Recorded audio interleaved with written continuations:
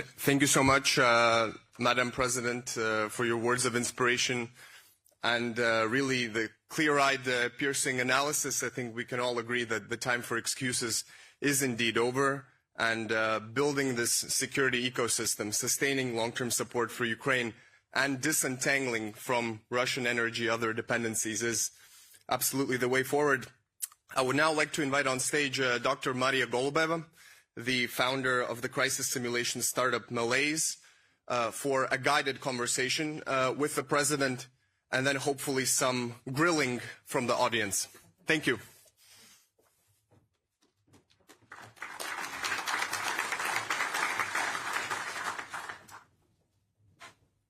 Thank you very much for this inspiring speech, President Metsola.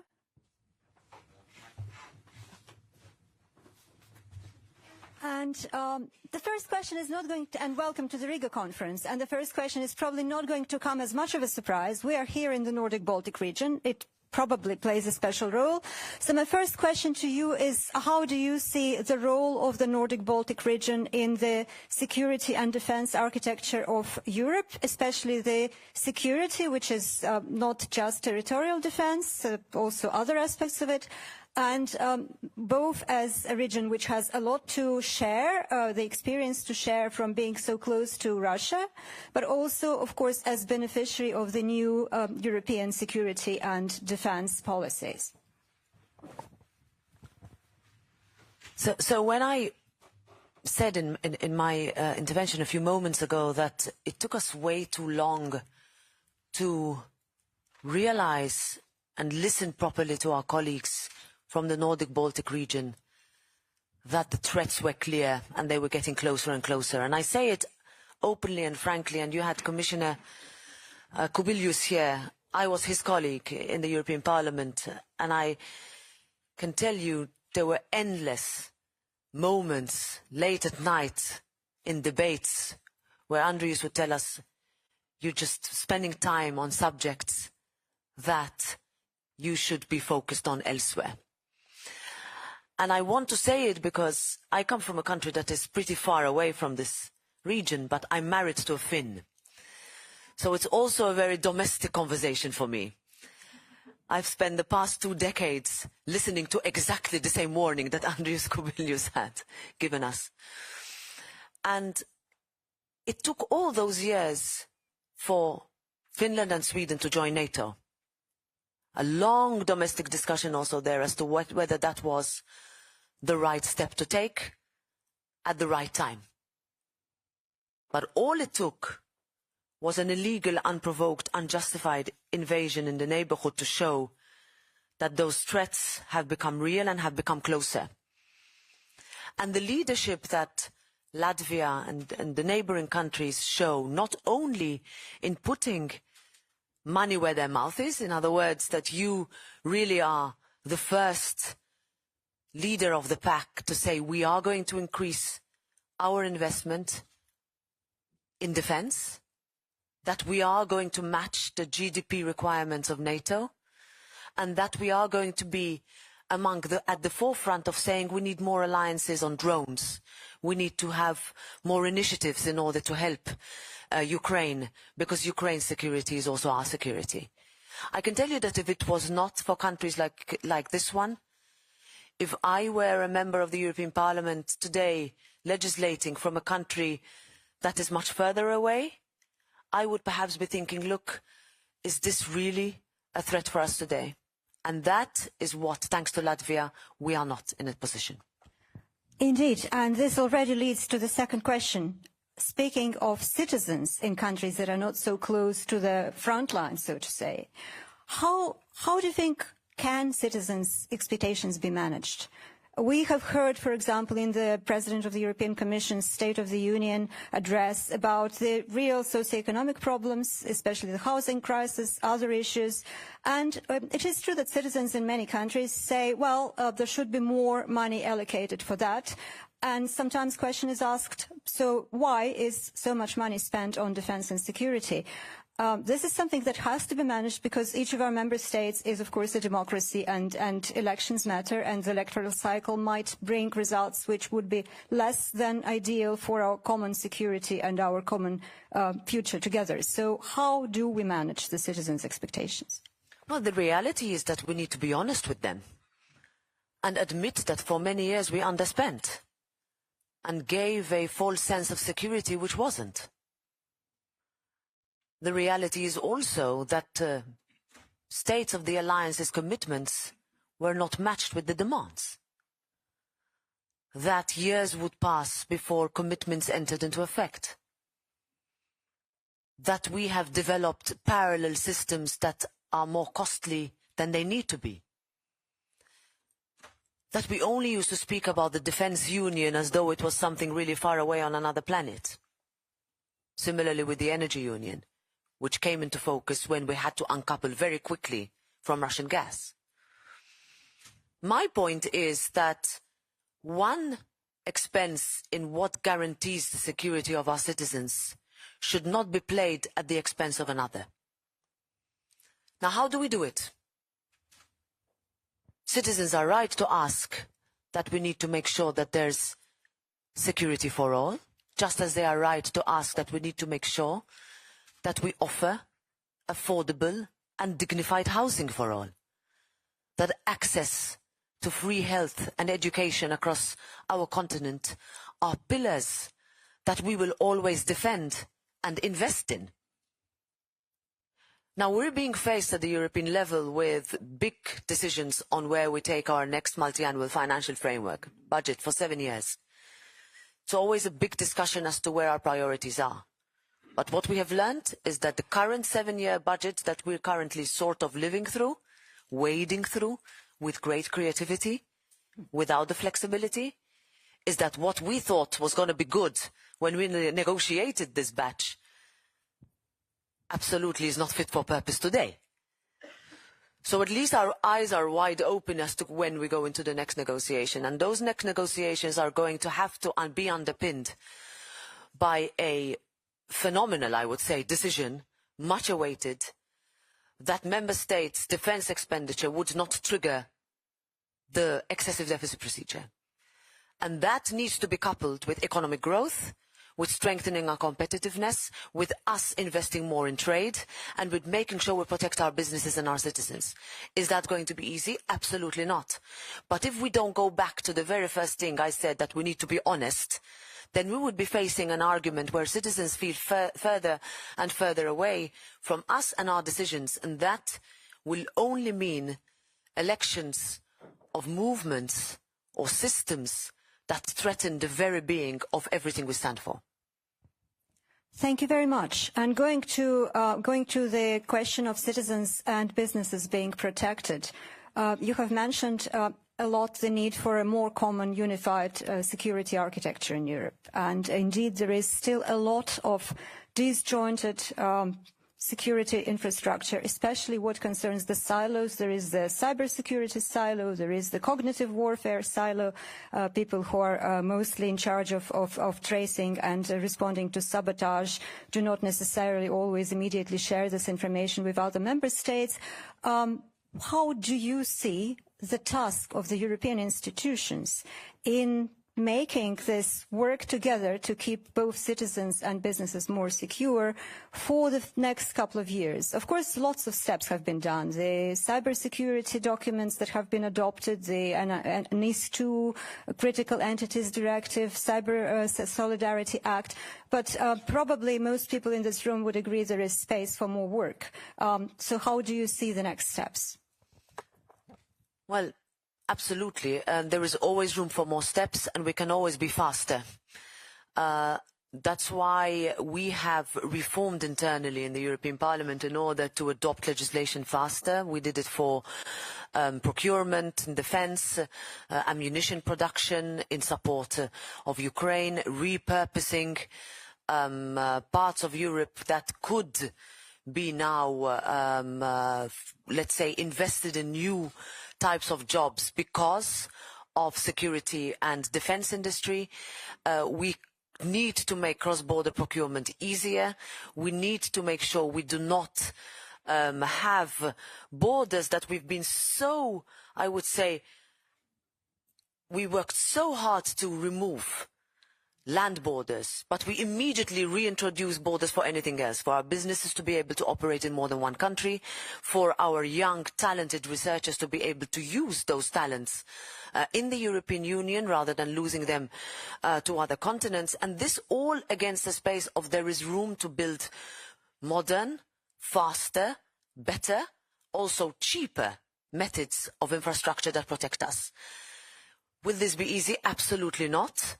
You will still find a tendency to protect rather than be open to your neighbor. This is normal.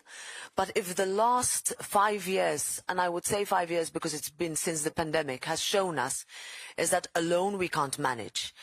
And back to member states not sharing information, what is clear to all of us, that is what used to be covert is now overt. I mean, it's done brazenly, cynically even, to destabilize us. And the biggest success for those who seek to destabilize us would be for us not to talk to each other. And last week's meeting in Copenhagen sent the opposite message, which I came back and I took away with me a sense of, I would say, cautious optimism that finally we are in a situation where we can look forward to finding new proposals and being faster in the decisions we take. The Chancellor of Germany said something that will remain with me last week, that if we had, when Russia invaded Ukraine, been fast to help Ukraine with all the equipment, all the help that we've seen with our allies since, but in 2022, we would not be in the situation that we are in today. And I think that is something that we need to take away with us. That if the European Union and its allies, if NATO and its allies had acted fast in understanding that this is something that will threaten all of our security, then perhaps we would not be in a situation today. And it's a lesson for us all in the speed with which we react, but perhaps even more importantly, in having the capacity and readiness to react. That takes political will, it takes leadership, it takes courage, and it takes honesty. That where you could do better, you admit it. Indeed, and readiness to react, I think, is what this conference is very much about. Now, I'm a little bit in a difficult spot because before the host mentioned that there should be some space for grilling by the audience. Do we still have 5 minutes for that? We do. All right, so let's have 2 questions. Please, in the front row, we have Edward Lucas. Yes, hello, Edward Lucas. You talk about being honest, and that's vital. How are we going to pay for this without landing it all on the taxpayer in one lump? When we had this crisis in 1991, paying for the reconstruction of Europe, we set up a bank to do it, which was able to tap private sector savings. It also applied conditionality. My other worry is we raise the money and we throw it into a broken procurement machine, which is great for the share prices of the defence companies, not so great for everyone else. So how do we reform defence finance in a European context, bring in the UK and Norway, because they're big in one case and rich in the other, and get this done really quickly? Shall we take all the questions? All right, so let's take the second question from the gentleman over there. Hi, my name is Avi Sahar. I'm Israeli-Portuguese. I run an Austin-based startup in Tel Aviv. I'm also a speaker here. My question here is I listened to your really remarkable statement about the need, like, to rearm Europe, basically. And I would like to hear your reaction about, or your answer, about the convergence of interests between my country's war and the war in Ukraine when it comes to a Russian attempt to halt the Rearm Europe program. And I'm referring to the cooperation between European dock workers that we saw 2 weeks ago, labor unions in Genoa, in a meeting with basically every single dock worker union, 5 Palestinian organizations, 2 American organizations, basically proclaiming their desire to halt rearm EU as the next step, as the evolution of the halting of supply chains to Israel. Like we tested it on a smaller conflict, now we're trying to implement it on a larger conflict. And I would love to hear your reaction. Is the EU prepared to the evolution or the convergence of conflicts, Ukraine, Middle East, that will affect Europe? So there we have 2 questions, and I'm afraid we don't probably have time for more. So, President Metsola. So for the second question, I would say that the Italian government has been very clear in making sure that rules are followed and laws are obeyed, and that humanity and peace reign. And this is, I would say, the thread that has been keeping us in looking for what was agreed yesterday morning for 2 years.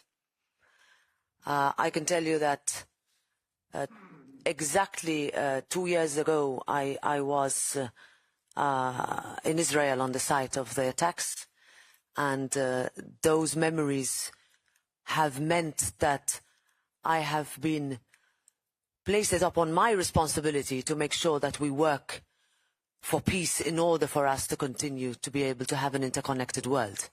Whether that means interconnected in terms of people, humanity, but also in terms of interoperability of systems and also economic growth. And I'll jump to the first question with the words economic growth, because perhaps what you are correct in saying that we've spent now the past 5 years in essentially just talking about how we need to find more money to pay for first a crisis and then another.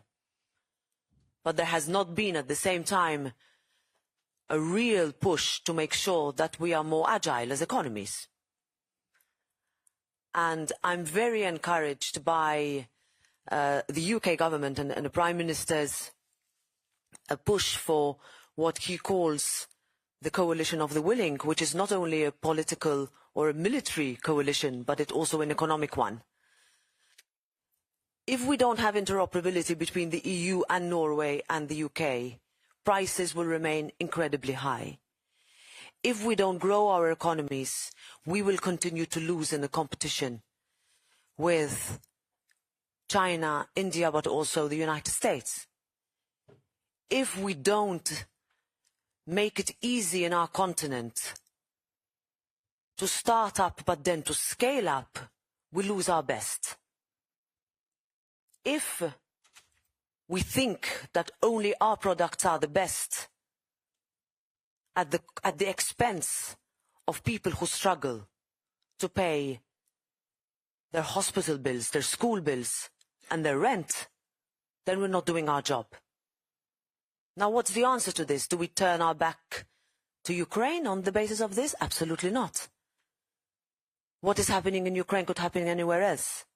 But does that also mean a harsh realization that we will need to be better and flexible at the way we finance, what we spend it on, how we procure, and how we can move even equipment from one country to another?